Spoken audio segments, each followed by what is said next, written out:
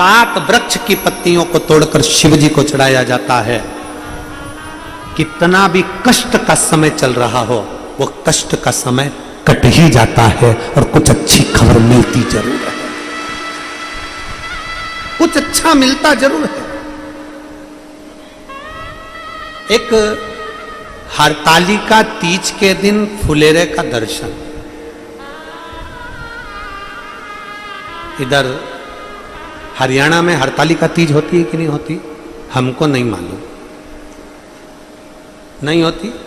अगर नहीं भी होती है तो प्रयास करा करो कि शंकर जी के मंदिर में अगर कहीं हरियाणा में हरतालिका तीज नहीं होती है तो शंकर के मंदिर में अपनी तरफ से एक डलिया लेकर या बांस की छबड़ी लेकर उसमें मालाएं लटकाकर शंकर के ऊपर जैसे वो जलाधारी लगी रहती है वैसे फूल की फुलेरा लगाना चाहिए, लगाना चाहिए।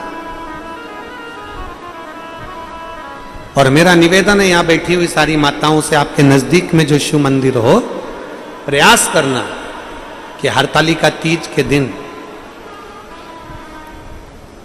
अपनी तरफ से एक फुलेरा अपने घर में तैयार कर लो। माला ही तो लटकाना, एक फूल झूमर जैसा, झूमर जैसा।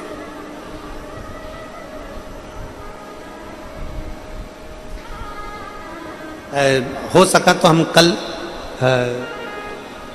बताएंगे, बोलेंगे इनको यादव परिवार में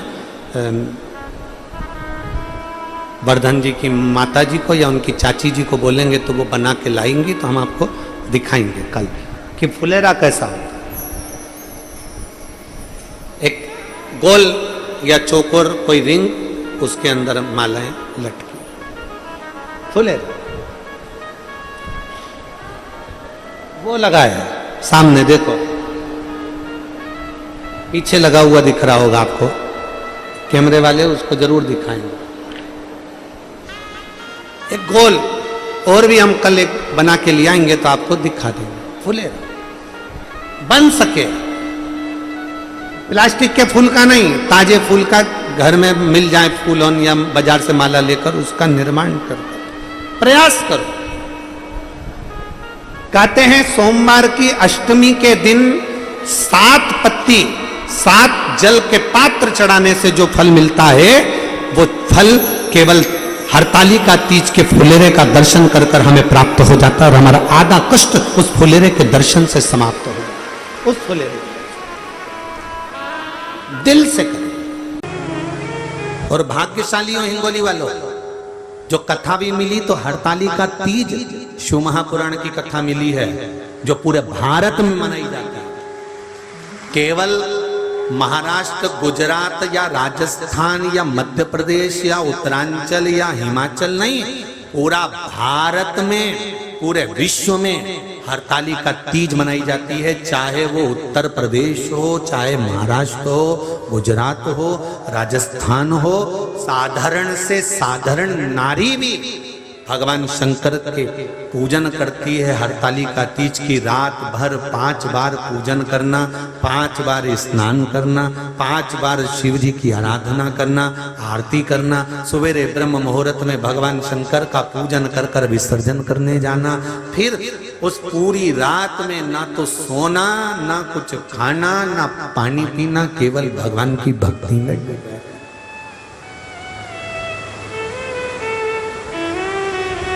केवल शिव भक्ति।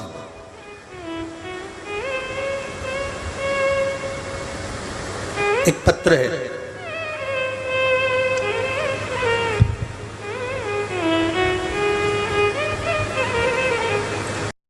राजेंद्र रुणवाल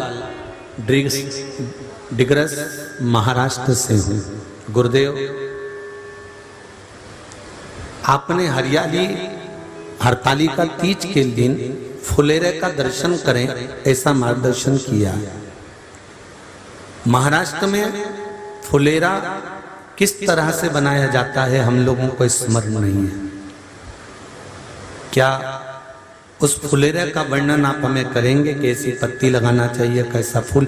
हमको ये प्रश्न कल यहाँ से जाने के बाद आ चुका था सीहोर के ऑफिस में, और उसके बाद हमने पंडितों को कहा था कि एक फुलेरा तैयार कर कर रखें और उस फुलेरे का दर्शन सभी को लाइव कराएं, जिससे घर पर या मंदिर में आप शिव जी की जब आराधना करें तो उसके ऊपर फुलेरा बंधा होना चाहिए। जैसे ये शिवलिंग आपने बनाया बालू रेत का, मिट्टी का, जो शिवलिंग का निर्माण करा है, उस शिवलिंग का निर्माण करने के बाद में आपके मध्य में जब आप शिवलिंग बनाते हो घर के अंदर हॉल में या मंदिर में, तो ऊपर कोई कुंडी वगैरह लगी हो, पंखा लगा हो, उस पे से रस्सी बांध कर लेकर आकर इस फुलेरे को इस तरह से शिव जी के ऊपर लटकाया जाता है। इसको फुलेरा कहते हैं। ये भगवान शंकर का अखंड सौभाग्य देने का फुलेरा होता है, जिसको माता पार्वती जी, उमा, कात्यायनी देवियों ने इसका स्मरण किया। एक गोल होता है, ये भी चौकोर, गोल, चौकोर, तिरछा, जिस तरह से भी बनाना हो, पर शिव जी के ऊपर नीचे शंकर भगवान होते हैं। ये थोड़ा ऊंचा, जिससे पूजन भी आराम से हो जाए, इसको ऊंचाई की ओर लगाया जाता है, जिससे भगवान, जैसे अपन जलाधारी लगाते हैं, उसी तरह से इस फुलेरे को लगाया जाता है। तो इस फुलेरे में कहीं ना कहीं पत्तियों को भी लगाना चाहिए। माला के साथ में कोई आम की पत्ती हुई, अशोक की पत्तियां हुई, उसका भी स्मरण इसमें आता है महाराज, उसका भी स्मरण। जैसे भगवान देवाधिदेव महादेव का शिवलिंग का जब दर्शन हो गए सबको फुलेरा का, अरे जम के तो बोलो, हो गए ना। और जितने लोग आस्था पर सुन रहे हैं, जितने लोग फेसबुक यूट्यूब पर सुन रहे हैं, अगर आपके स्मरण में फुलेरा नहीं हो तो उसका दर्शन अवश्य करिएगा। शिव मंदिर में अगर जलाधारी भी लगी हुई है तो जलाधारी से फूल बांधकर नीचे की ओर लटकाना चाहिए, पर लटकाना चाहिए, फुलेरा बनाना चाहिए।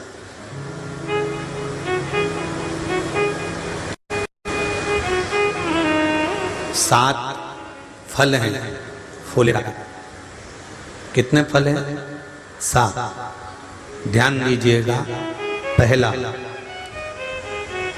फुलेरा जो नारी व्रत करती आती है और व्रत कर्म उसका चलता रहता है, उस व्रत कर्म के अंतर्गत मान लो किसी कारणवश बीमारी में, कोई गमी के अंतर, कोई सूतक सावड़ के अंतर्गत अगर नारी पूजन नहीं कर पाती है, पूजन नहीं कर पाई और उसने केवल फुलेरे का दर्शन ही कर लिया, अपने पलंग पर पड़ी पड़ी भी फुलेरे का दर्शन कर लिया है, तो नारी को हरतालिका तीज के व्रत का फल प्राप्त हो जाता है।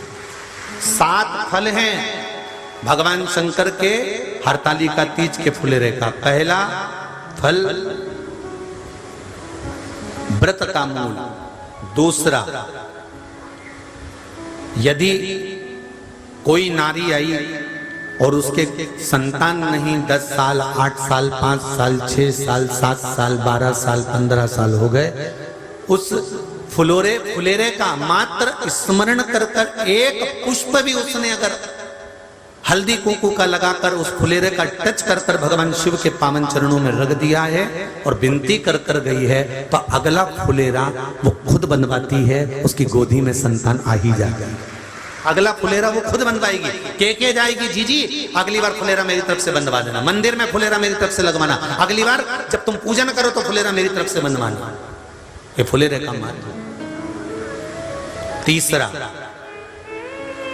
महाराज हम कोई दान, गौदान, हरतालिका तीज की किताब है आपके यहाँ, जो लोग पढ़ते होंगे हरतालिका तीज की किताब, उसमें लिखा है ब्राह्मण देव को ये दान देना है, ऐसा दान देना है।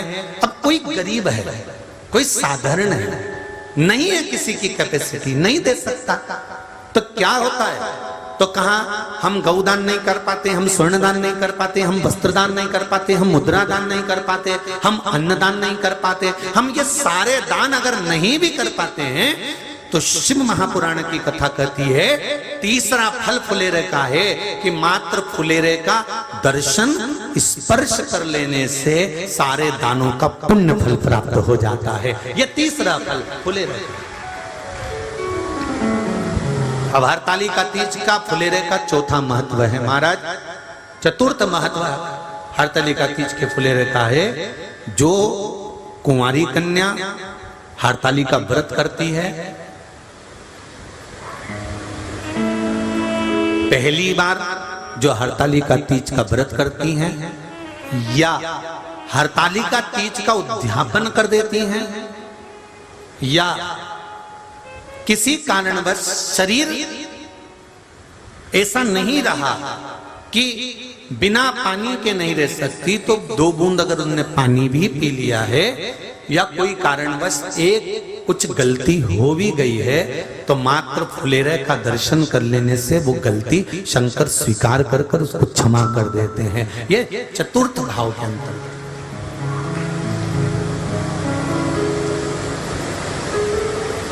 फुलेरे का अगला वर्णन करा गया महाराज शिव तत्व की ओर, शंकर भगवान की ओर। हम ना काशी जा सकते हैं, हम ना सोमनाथ जा सकते हैं, हम ना किसी स्थान पर जाकर एकांत में भगवान शंकर का स्मरण कर सकते हैं। मान लो हमें एकांत में बैठकर शिव की भक्ति करना है, किसी मंदिर में किसी देवालय में जाकर भक्ति करना है, तो फुलेरे का मात्र दर्शन करने से, पूजन स्मरण करने से उस भक्ति का फल भी हमारे खाते में आ जाता है। और फिर अगला आखिरी का जो वर्णन किया गया है वो कहा गया कि पार्वती मैया गुफा में जाकर भगवान का भजन करती थी, शिव का स्मरण करती थी, और फिर अपनी सहेलियों के साथ बैठकर शंकर का स्मरण करा, जिसका फल पार्वती को मिला। तो कहा हम ना किसी गुफा में प्रवेश कर सकते हैं, ना हम किसी गुफा में या जंगल में जा सकते हैं।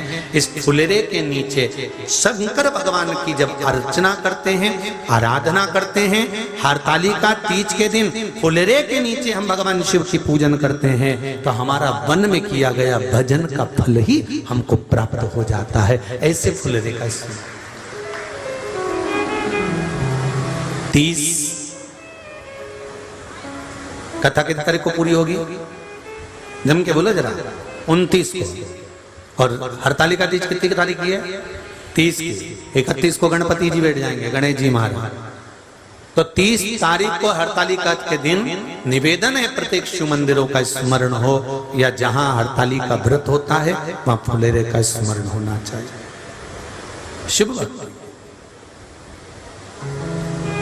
महाराज अगला वर्णन किया।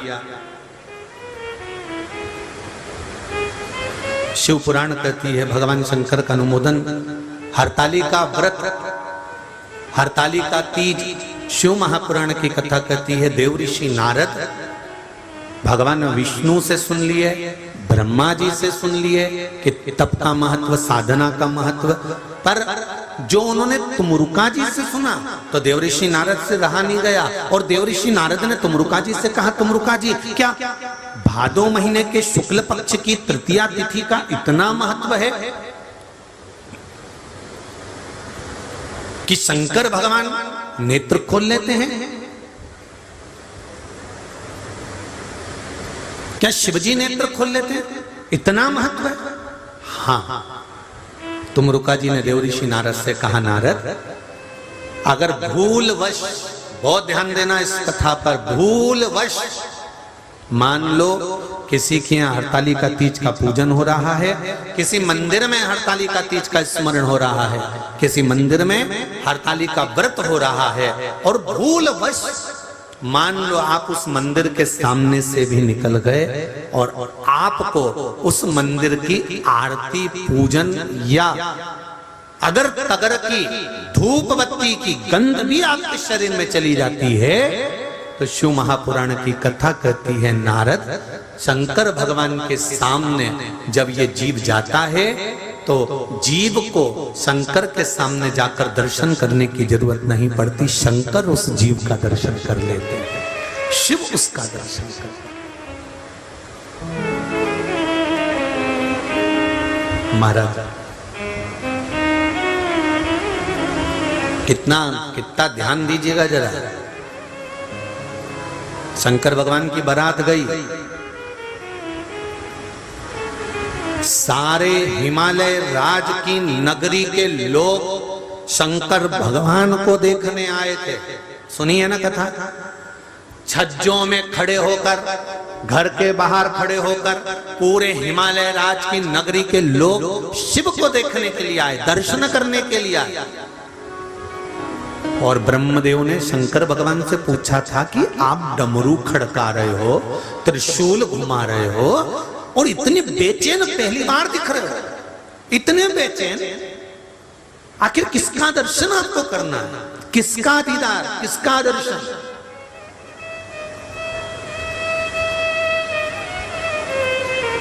शिव जी कहते हैं जिसने गुफा में बैठकर अपनी सहेली के साथ में भादो शुक्ल पक्ष की तृतीया हरतालिका तीज का व्रत किया था, उस पार्वती को मुझे दर्शन करना है, इसलिए मैं बेचैन हो रहा हूं। उसका दर्शन मात्र करना, उसका मात्र दर्शन करना, मात्र दर्शन। महाराज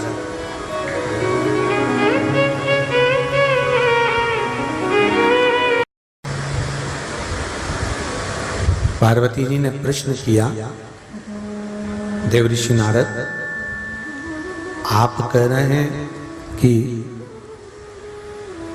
भाद्रपद की शुक्ल पक्ष की तृतीया तिथि को हरतालिका व्रत करना है, बालू का या मिट्टी का शिवलिंग बनाकर पूजन करना है, रात्रि को पूजन करेंगे। पर देवऋषि नारद मुझे तप करते करते, साधना करते करते कितना वर्ष हो गया आपको मालूम है कुछ?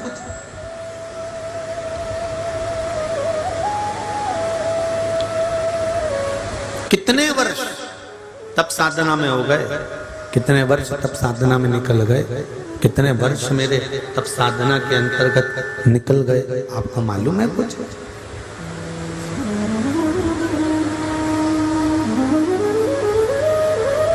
देवऋषि नारद क्या उस तप साधना में, क्या उस तप साधना में कभी भादो के महीने की शुक्ल पक्ष की तृतीया नहीं आई थी?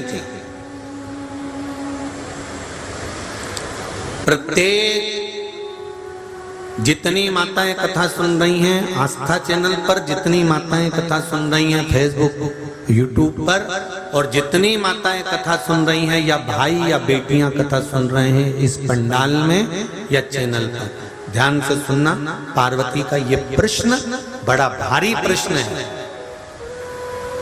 मैं इतने सालों से तप कर रही हूं, मैं इतने वर्षों से तप साधना में लगी हूं, व्रत में लगी हूं, उपवास में लगी हूं। क्या भादो का महीना भादो का महीना शुक्ल पक्ष की तृतीया तिथि क्या पहले नहीं आई होगी? पहले भी प्राप्त हुई। शंभो रिटर्न बड़ा पहले भी प्राप्त हुई, पहले भी। ऐसा नहीं है कि भादो महीने की शुक्ल पक्ष की तृतीया नहीं आई।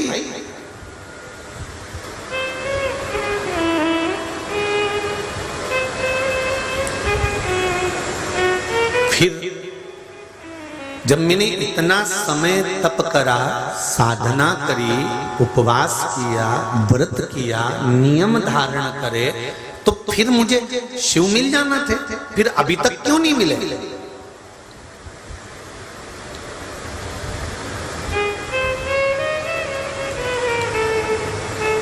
देखो बहुत अच्छे से समझ लेना हो, जितने भी लोग बैठे हो, क्या तुमने पहले हरतालिका तीज का व्रत नहीं करा क्या? अरे बोलो तो जम के, करा है ना? क्या पहले तुमने शंकर जी का गुणगान नहीं करा क्या? करा है ना? क्या पहले तुम शंकर के मंदिर नहीं जाते थे क्या? जाते थे। क्या पहले तुम शंकर भगवान को बेलपत्री नहीं चढ़ाते थे क्या? चढ़ाते थे। पहले तुम शंकर जी को जल नहीं चढ़ाते थे क्या? चढ़ाते थे। पहले के तुम शिव जी के मंदिर का गुणगान नहीं करते थे? करते थे। फिर आखिर ऐसा क्या है शिव पुराण में कि जब से शिव पुराण सुनना चालू करी है तब से बेलपत्र चढ़ाती हूँ उसका असर होता है, जल चढ़ाती हूँ उसका असर होता है, पशुपति व्रत करती हूँ उसका असर होता है, या मैंने एक जरा सा सामान भी शंकर जी को चढ़ाया और कामना कर चढ़ाया और मेरा काम हो जाता है। उसका कारण क्या है? वो क्या कारण है? क्योंकि तुमको मालूम पड़ गया कि शंकर को जल चढ़ाने का फल क्या है। तुमको मालूम पड़ गया कि सिर की गोली यही है, इसको खाऊंगी सिर दर्द बंद हो जाएगा, पैर की गोली यही है, इसको खाऊंगी पैर का दर्द बंद हो जाएगा। तुमको मालूम पड़ गया कि शंकर भगवान की 5 बेटियां जया, विषहरा, सामड़ी बारी, दौतली देव ऊपर की ओर विराजमान है, अशोक सुंदरी सामने विराजमान है, गणेश जी कार्तिक के पास में बैठे हुए हैं, माता पार्वती जी का हस्त कमल पर शिवलिंग रखा हुआ है। ये सब तुमको मालूम पड़ गया और चढ़ाने का तरीका मालूम पड़ गया कि बेलपत्री कैसे चढ़ाना है, जल कैसे चढ़ाना है, दूध कैसे चढ़ाना है, दही कैसे चढ़ाना है, पंचामृत कैसे चढ़ाना है। ये तुमको भान होता चला गया, ये तुमको ज्ञात होता चला गया।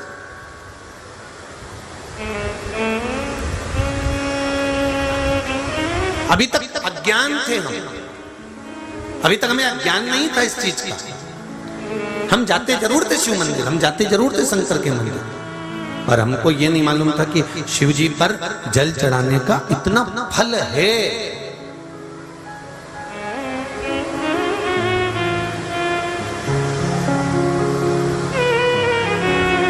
कितना सुंदर लिखा है।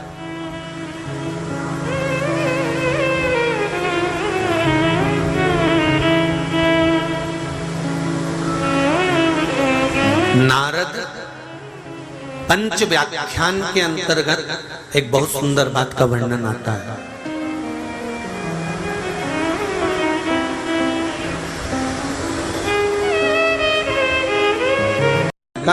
पार्वती, मैं तुम्हें प्राप्त हुआ हूं, यह हरतालिका तीज के व्रत का फल है। शिव जी कहते हैं पार्वती, जो नारी हरतालिका तीज के व्रत का स्मरण करती है, फुलेरा जो बांधा जाता है उसमें 5 माला से ज्यादा माला लटकना चाहिए, 5 से कम नहीं।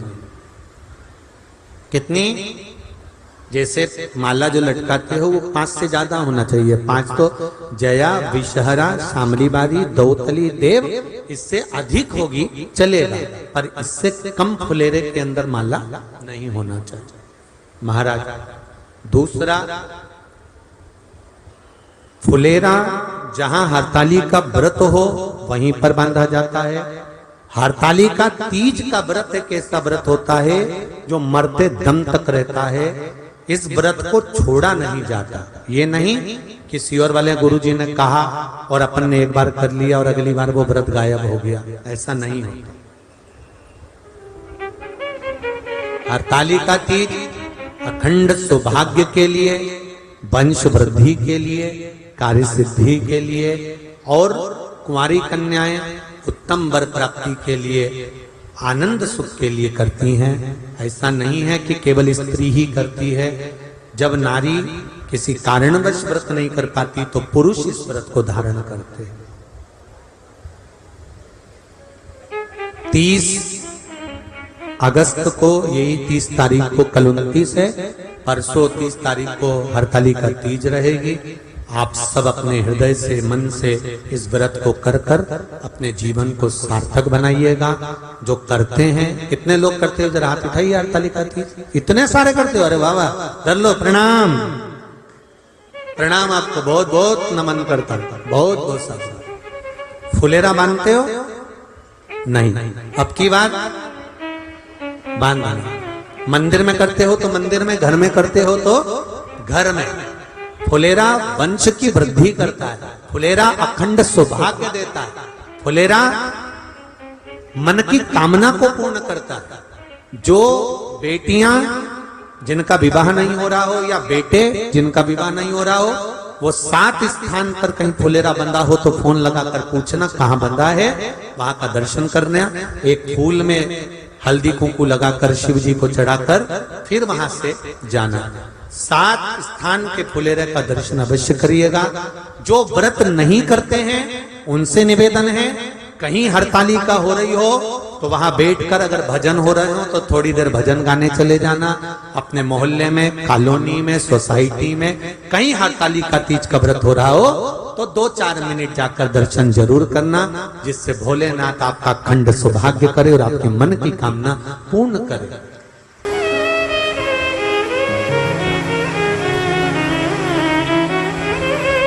कलम पढ़ रहे थे तो उसका फोटो का भी हमने स्मरण किया, शायद हिमांशु के मोबाइल में होगा वो फोटो, कि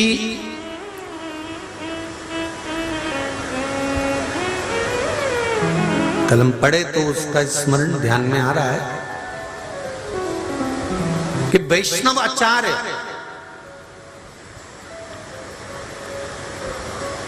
परम रसिक वैष्णव आचार्य अपनी लेखनी में लिखते हैं, देवर्षि नारद उसका वर्णन करते हैं कि जिस नगर में, जिस गांव में, जिस खेड़े में अगर शंकर भगवान का कोई मंदिर नहीं है, कोई शिवालय नहीं है, उस गांव में एक रात भी परम भगवदीय वैष्णव को नहीं ठहरना चाहिए। उस गांव में परम भगवतीय वैष्णव को एक रात्रि भी नहीं ठहरना चाहिए जहां शिव का शिवालय नहीं हो।